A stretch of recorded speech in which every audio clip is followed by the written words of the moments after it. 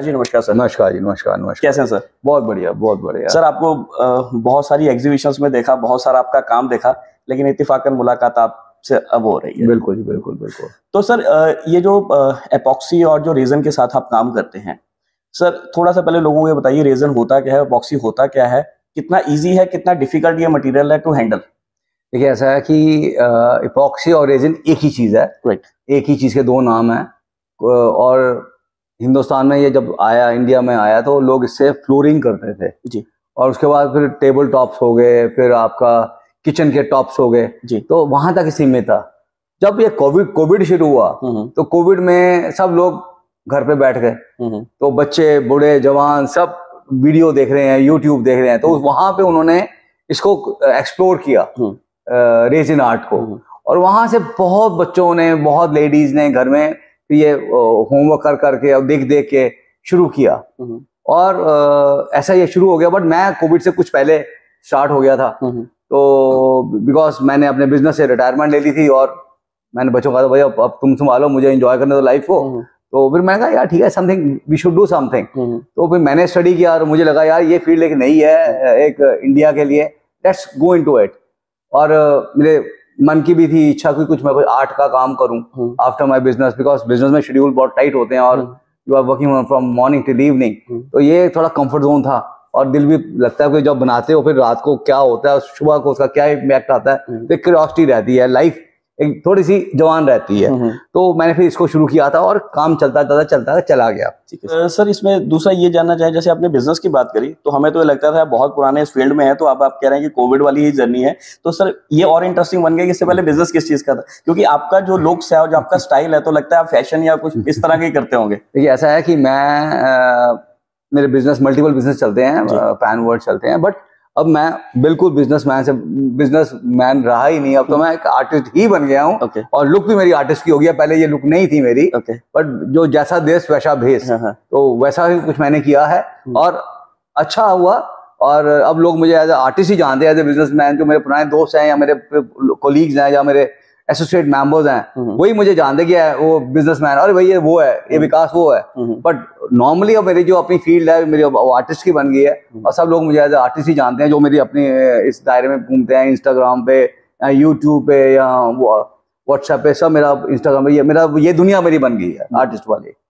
अच्छा सर, लेकिन ये भी कहा जाता है ना कि किसी भी आर्ट में आने के लिए कहीं ना कहीं या तो बचपन की कोई इच्छा होती है या कहीं ना कहीं बैक एंड में कुछ चल रहा होता है, जो कहते हैं आप जिंदगी की भागदौड़ में नहीं कर पाते, लेकिन जब आप उससे फ्री होते हैं फिर वो आता है। तो ये क्या सिर्फ यूट्यूब देख के शौक पड़ गया या कहीं ना कहीं दिमाग में आर्टिस्ट पीछे बचपन से या बैक एंड में बिजनेस के दौरान कभी घूमता था? देखिए ऐसा है, मैंने जिंदगी अपने टर्म्स पे जी है जी, और शुरू से ही कुछ अलग करने की सोच थी और अपना बिजनेस जो भी मुझे अपने विरासत में मिला उसको मुझे करना मजबूरी थी, वो की और उसका बखूबी उसका निभाया, निर्वहन किया। और मैंने जो भी किया, जिस उम्र में भी किया, वो अपने एज से 20 इयर्स बियॉन्ड था। मतलब जो लोग 20 साल बाद सोचेंगे, मैंने वो पहले सोचा और उसको किया। आज भी मैं जो कर रहा हूँ वो हिंदुस्तान के लिए वो नई चीज है और मैंने कहा नहीं, this is a field to enter and ये मेरा पैशन भी है और मैं शुरू से ही ये कोई नई चीज करने की इच्छा रखता था। तो इसलिए मुझे ये लगा ये फील्ड में, यार मजेदार आएगी, अच्छा लगेगा, तो मैंने किया, घुस गया और आज मैं क्या बताऊं जी, बहुत प्यार मिल रहा है। और just for your knowledge sake, I got the award in 2023 from Union Minister MSME, Mr. Narayan Rane, as one of the best artists of resin art in India. तो सर रेजिन जो है सर, इसकी handling कितनी मुश्किल है या कितनी आसान है इसको बनाने की? लोगों को तो लगता है कि जब ये चमक के बाहर आता है तो शायद इसको लोग तो सोचते हैं जैसे मोम को पिघलाया और एक चीज बना दी, बट ऐसा शायद नहीं है। देखिए ऐसा है कि ये रेजिन है, बड़ी डेलिकेट चीज है, इसको संभालना भी मुश्किल है और लगाना भी मुश्किल है और खतरा भी है। क्योंकि इसमें से फ्यूम्स निकलती हैं जब ये इसका मैच्योर हो रही होती है। तो we have to see that environment is okay, exhaust fans are okay, air flow जो है वो बिल्कुल ठीक चल रहा है, ताकि जो बच्चे मेरे साथ मेरी हेल्प करते हैं या मैं हूँ और मेरी एज भी है, तो मुझे I have to take care of everything, because इसको हैंडल करना इतना आसान नहीं होता और इसका रुख कहाँ बदल जाए, क्या बदल जाए, इसको वो भी संभालना पड़ता है हमको। बट ठीक है, I just give a message to the youngsters कि आप इसको भी फिलहाल प्रोफेशन मत बनाइए, इसको एज ए हॉबी बनाइए। जब आपका प्रोफेशन आप लगेंगे कि हाँ now you are perfect okay in this, then you can go into this profession, because this not rewarding. ये आपको डिमांडिंग है, रिवार्डिंग नहीं है। क्योंकि इसके लिए मुझे पता है मैं कितने जदोजहद से निकला हूँ और मजा भी आ रहा है, अब आ रहा है मजा। अच्छा सर, जैसे आपने कहा कि इसको संभालना मुश्किल है और इसकी बहुत सारी चीजें हैं, तो सर कहीं ना कहीं ऐसा भी है क्योंकि अगर अपॉक्सी की बहुत सारी चीजें हैं, जैसे कुछ आर्ट्स में जैसे जहाँ पे केमिकल्स बहुत यूज होता है या जहाँ पे कारपेंटर्स होते हैं वहाँ पे कुछ केमिकल्स पड़े होते हैं, तो सर इसका फायर के साथ कितना गठजोड़ है, या ये फायर सेफ है या नहीं है? फायर ही है ये खुद ही फायर है समझ लो। ये तो इपॉक्सी है, जहाँ पे इपॉक्सी काम हो रहा है वहां पे थिनर भी पड़ा हुआ है, वहां पे अल्कोहल भी है, सब कुछ है। ये तो फायर हैजर्ड तो है ही है, वो तो ध्यान रखना ही पड़ेगा आपको। और जो आप इसमें काम करते हो वो भी फायर से ही काम करते हो। जब आप इपॉक्सी खेलते हो, इपॉक्सी में फायर नहीं लगती, बट जो उसको इंटीग्रेंट्स है जो उसमें साथ में काम लगते हैं उसमें फायर लगने का खतरा, जैसे अल्कोहल पड़ता है, थिनर होता है जी, टचवुड होता है, तो इसमें फायर लगने का खतरा होता है। बट हमको काम तो उसी पे करना पड़ता है। बिल्कुल। तो थोड़ा सा ध्यान तो बहुत रखना पड़ता है और कोशिश करो कि इसमें बचो, और थोड़ा सा एज हो जाए तो इसमें बढ़ो, इसमें घुसो और अपना कैरियर बनाओ। But for a youngsters this is not the career, but it is a stress buster. आजकल की जो दुनिया है वो बहुत तेज चल रही है और स्ट्रेस होता है, और ये जो रेजिन आर्ट है बहुत अच्छा स्ट्रेस बस्टर है। बिकॉज आप शाम को 1 घंटा लगाओ इस पे, और जब आप बनाओगे तो आपको अच्छा लगेगा। जब आप सुबह उठोगे 6 बजे उठ जाओगे, जल्दी उठ जाओगे, देखूं मैं क्या हुआ। बिकॉज जब आप सुबह छोड़ते हैं, रात को छोड़ते हैं बना के, तो सुबह उसका रूप कई चेंज हो जाता है। So you are curiosity to see what is going on, so this is a stress buster also. I would recommend कि जो यंग जनरेशन है इसके साथ खेले, इंजॉय करे, बट इसको भी कैरियर ना बनाए। कैरियर बनाए थोड़ा सा मेच्योरिटी के बाद, जब आपके पास समय हो अपने लिए, तो इसको कैरियर बनाए, फिर you can go ahead. But जो बिल्कुल घुसना चाहते हैं घुसे ना यार, मैं भी तो घुस गया हूँ, अभी चल गया हूँ और निकल जाता है। But you need a financial strong capability also, because you have to sustain this business. You have to spend a lot of money on exhibition and blah blah blah. So it's not an easy job. It's a very tough journey जिससे मैं गुजरा हूँ। But चूंकि मेरी background अच्छी थी तो comfortable था, तो मुझे इतना एहसास नहीं हुआ। आज मैं सोचता हूँ बैक पे जाता हूँ तो मैंने कितना पैसा बर्बाद किया, बट आज ओके, कोई इश्यू नहीं है, I am doing pretty good. और सर दूसरी चीज ये है कि आपने जैसे कहा कि इसको सेटल होने में टाइम लगता है, तो सर एक चीज जब आप एक मोल्ड में जाके रात जगते हैं तो उसको सेटलमेंट का पीरियड कितना है? 5 घंटे, 6 घंटे, 10 घंटे? It all depends upon the moisture and the temperature of the environment. Okay. देखिए नॉर्मली गर्मियों में तो ये 15 से 24 घंटे में सेटल डाउन हो जाता है, राइट, बन जाता है, मतलब जम जाता है। पक्का नहीं होता, पक्का तो होने में इसको 1 हफ्ता लगता है। Okay, like a solid stone. ठीक है। और सर्दियों में ये 56 घंटे से 60 घंटे भी ले लेता है। ओके, हाँ जी, तो तब तक ये सॉफ्ट रहता है। जैसे आप बर्फी जमाते हो तो वो हार्ड आपकी 2-3-4 घंटे में हो जाती है। तो इसको बर्फी तो हम जमा देते हैं रेजिन की, बट इसको जमाने के बाद 24 घंटे गर्मियों में और 50 से 60 घंटे सर्दियों में लग जाते हैं। Depends on the climate and the moisture. अच्छा सर, दूसरा ये है कि जैसे आपने YouTube की बात करी, हम भी देखते हैं कि लोग ना बहुत सारे एक्सपेरिमेंट्स करते हैं। लोग फ्लावर्स के साथ भी कर रहे हैं, लोग वुड के साथ भी कर रहे हैं, स्टोन्स के साथ कर रहे हैं, मेटल के साथ कर रहे हैं, बीड्स के साथ भी कर रहे हैं। तो किस किस जो बाकी आइटम्स हैं उनके साथ एपॉक्सी फ्रेंडली है, या ये हर चीज के साथ ही फ्रेंडली है? एपॉक्सी तो ऐसी है, ये जो ब्लड ग्रुप 0 होता है ना, O ब्लड ग्रुप, ये O ब्लड ग्रुप है, जिसके साथ मर्जी यूज कर लो इसको। ओके। और मैं अब अपनी जो कंसेप्ट लेके आ रहा हूँ, जो मैं कर रहा हूँ, मैं इसको हर चीज के साथ यूज कर रहा हूँ। मतलब you think it I will make it, you think it I will use it. तो ये हर ऑल फ्रेंडली है, जैसे मर्जी कर लो, चाहे जो मर्जी कर लो इसे। सिर्फ आपकी सोच चाहिए और आपका दिमाग चाहिए, आपका विजन चाहिए। आप इसको लाखों तरह यूज कर सकते हैं। अभी तो हम इसको अपने आर्ट वर्क में यूज कर रहे हैं, लोग इसको बहुत तरीके से बहुत नई नई चीजों में यूज कर सकते हैं। लोग आजकल फर्नीचर बना रहे हैं इसका। यस, ये तो आप जहां मर्जी यूज कर लो। ये तो एक ट्रांसपेरेंट चीज है जी। ये जैसे बच्चा है तो उसको एक तरह से पानी है, इसको पानी है, इसको इस पानी ने जमना है। जमने से पहले आप इसको जो मर्जी आकार दे दो, वही बन जाएगा। लोग तो इसके सिंथेटिक स्टोन्स बना रहे हैं और पता नहीं चलता ये ओरिजिनल है, एमेथिस्ट है या नकली है या रेजिन का है। मैं बनाता हूँ और मैं अपने इसको यूज करता हूँ। लोग 90% ये समझते हैं क्वार्ट्ज ओरिजिनल है, क्योंकि हमने मोल्ड में डाल के वही सेम बनाना है, कलर्स वही आ जाने इसके। और मैं सच कहता हूँ, मैं चाइना में गया था, मुझे वहां पे 2-2 लाख 6-6 लाख के पीस दिखाए और मुझे बाद में पता चला सब सारे रेजिन से बने हुए हैं, नकली हैं और लगते हैं कि 110% असली हैं। तो ये तो रेजिन है जिसको जो आप जैसे प्ले करोगे वैसे बन जाएगा जी, ये तो बच्चा है आपका। अच्छा सर, आपकी जो हमने स्टॉल्स देखे हैं उसमें ज्यादातर वॉल क्लॉक्स बहुत ज्यादा आप बनाते हैं, उसमें एक्सपेरिमेंट बहुत है। एक आपकी जो पेंटिंग्स के रूप में जो बड़ी मिनिएचर पेंटिंग्स बनती हैं उसमें आपका ज्यादा है। उसके अलावा सर आप कहीं एक जगह मैंने अभी लेटेस्ट एग्जीबिशन देखा, आपने हैंड जो कंटेनर्स होते हैं, सोप्स के कंटेनर्स हैं, वो भी बना रहे हैं, पेन स्टैंड्स भी बना रहे हैं, बाकी चीजें भी बना रहे हैं। तो सर आपका एक्चुअल में मन कहाँ पे बनता है कि घड़ियां बनाने में ज्यादा अच्छा लगता है या वो जो आर्टिस्टिक वर्क बनता है? देखिए ऐसा है, सच्चाई ये है, to give it a commercial look you have to have a combination of all the things, so that कभी कस्टमर कुछ ले गया, कभी कुछ ले गया, तुम्हारा आपकी जो बुगनी है, जो आपका मनी बैंक है वो पूरा हो जाए, ताकि खर्चा पूरा हो जाए, सब पूरा हो जाए।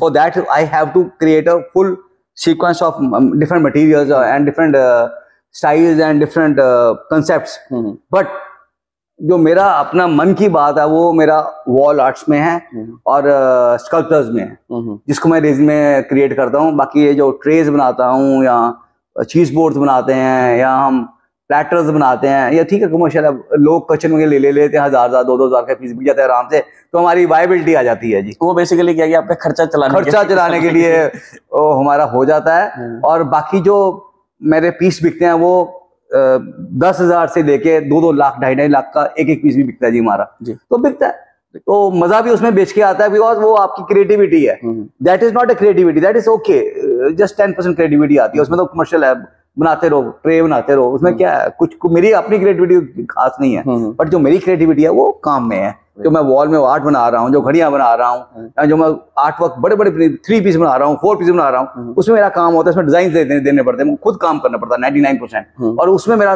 20% काम होता है, इसमें मेरा 99% काम होता है। तो मुझे जिसमें 99% वही मजा आएगा ना, वही मेरा बेबी है, वही मेरा बेबी। अच्छा सर, दूसरा ये है कि इसकी रेजिन की जो हम आइटम्स बनाते हैं उसकी सर शेल्फ लाइफ क्या है, कितने साल तक ये टिक सकता है, या इसको किस चीज से बचाना चाहिए? जैसे लकड़ी को हम कहते हैं पानी से बचा लेना चाहिए, प्लास्टिक है तो फायर से बचा लेना चाहिए, तो इसको किससे बचाना चाहिए ताकि ये लॉन्ग लास्टिंग रह सके?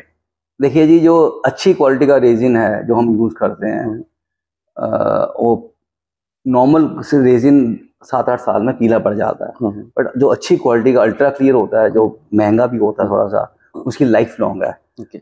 इंसान चले जाएगा, रेजिन में कुछ नहीं होना। तो ये तो टेबल अगर बन गया प्लास्टिक का, तो वो तो सारी उम्र खराब ही नहीं होना जी। ये वही है, आप समझ लीजिए। तो आपको जहाँ रेजिन कर देंगे वो तो पत्थर बन गया, उसमें जो डाल दिया वो परमानेंट सील हो गया, टूट नहीं सकता। तो आप तोड़ना चाहेंगे थोड़ी लेके तोड़ेंगे, अदरवाइज तो इसकी लाइफ कभी खत्म ही नहीं होनी। अच्छा, मैंने सर एक चीज और भी सुना है, मैं एक जगह वीडियो में आपका देख रहा था कि कुछ लोगों की कुछ चीजें होती हैं जो उनको लगता है ये टाइम के साथ टूट जाएगी या टाइम के साथ इसकी लाइफ खत्म हो जाएगी, लोग उसको ना रेजन में कन्वर्ट करवा लेते हैं ताकि उसकी शेल्फ लाइफ बची रहे। अभी मैंने एक जगह देखा था, किसी की शादी की वो जो वरमाला होती है, आपने उसको भी स्टोर करके दिया रेजन में। सर वो क्या कॉन्सेप्ट था? ये तो नॉर्मल है जी, ये तो आजकल लोग अपने शादी का बच्चा पैदा होता है तो उसका पूरा जो आपका उसके होता है स्कैन, वो 1-2 लेयर आती है कि लड़का है या लड़की, मतलब ये प्रेगनेंसी होगी या नहीं होगी, या फिर उसका जो स्पाइरल मेटल होता है, हाँ कॉर्ड होता है जो, वो सब कुछ, फिर फर्स्ट फोटो, ये सारा कुछ प्रिजर्व कराते हैं। आप सोच भी नहीं सकते क्या क्या प्रिजर्व कराते हैं, मैं क्या क्या बोलूं जी। मतलब फर्स्ट उनकी एनिवर्सरी हुई, उन्होंने क्या उसको गिफ्ट दिया वो करवाते हैं, किसी ने आपने लव बर्ड को कुछ चीज दिया, उसी को रिंग बनाई, उसी को प्रिजर्व करवा लेते हैं। तो मैं तो करता रहता हूँ, ये तो रोज का काम है मेरा, रोज का काम है। ये तो प्रिजर्वेशन तो है ही है ना जी।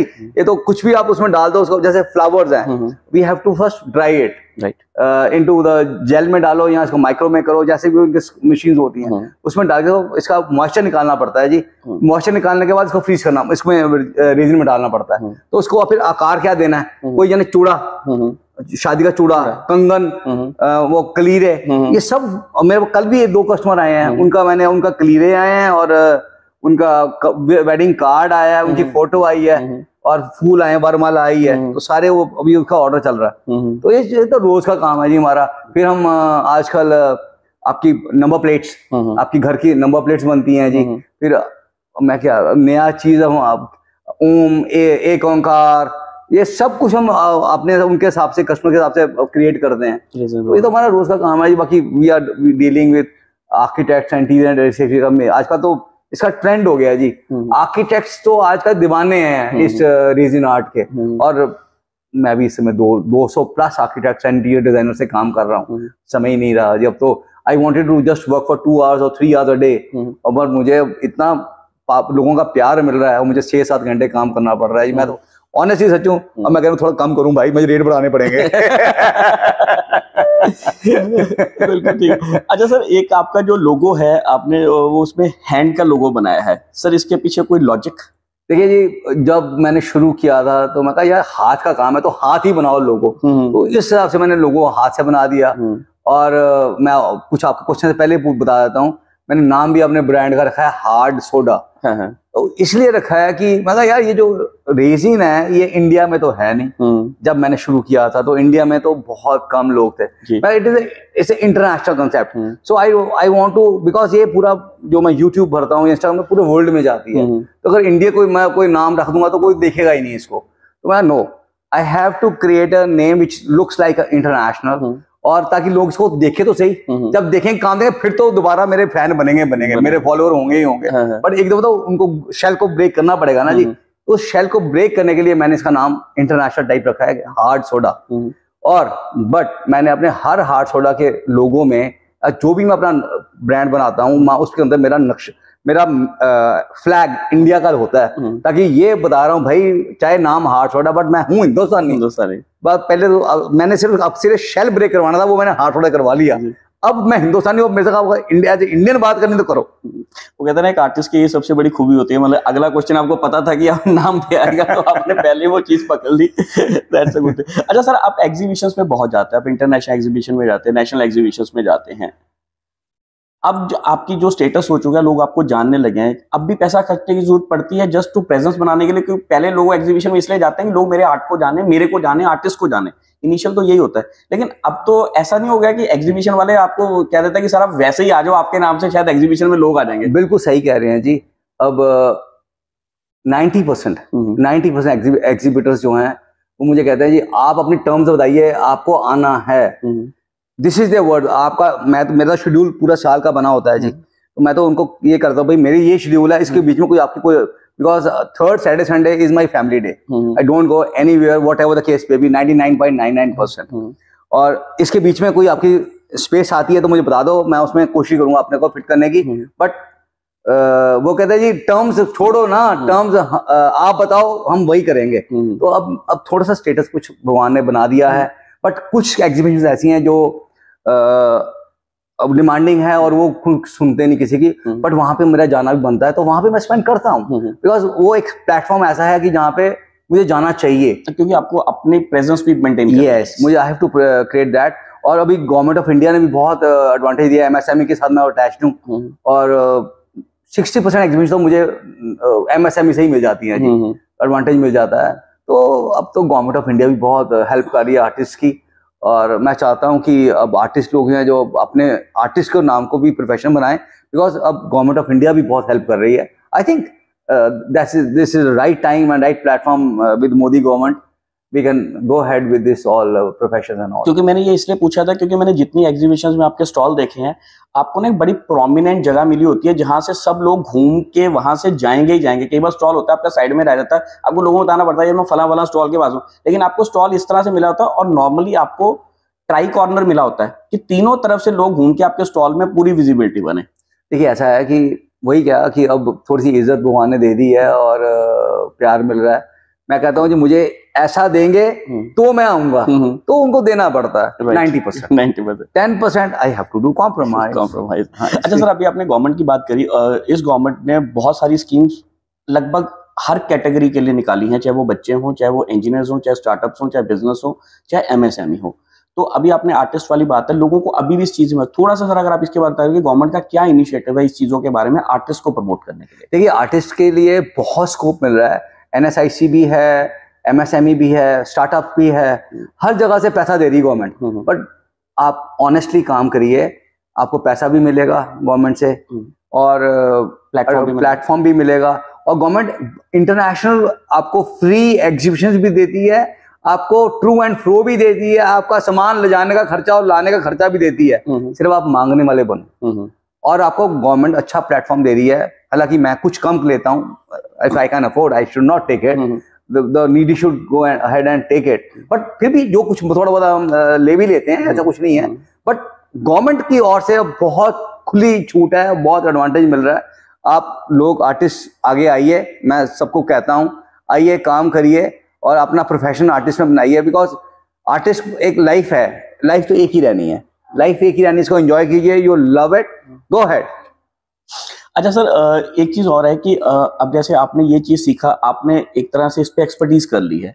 अब कुछ बच्चे, जैसे आपने कहा कि बच्चों को इसमें एज ए स्ट्रेस बस्टर ही आ जाना चाहिए या अपना क्रिएटिव, तो सर अगर कोई बच्चा आपके साथ जुड़ना चाहे तो सर क्या तरीका है? देखिए ऐसा है, ऑनेस्टली अब इंस्टीट्यूट्स बहुत हैं जो 40,000 से 70,000 लेते हैं एक महीने का और सिखाते हैं, बट मैं तो कोई लेता नहीं किसी से। मैं उनको कहता हूँ देखो मैंने भी यूट्यूब से सीखा है, मैंने कोई क्लास अटेंड नहीं करी, मैं सब कुछ यूट्यूब सीखा हूँ।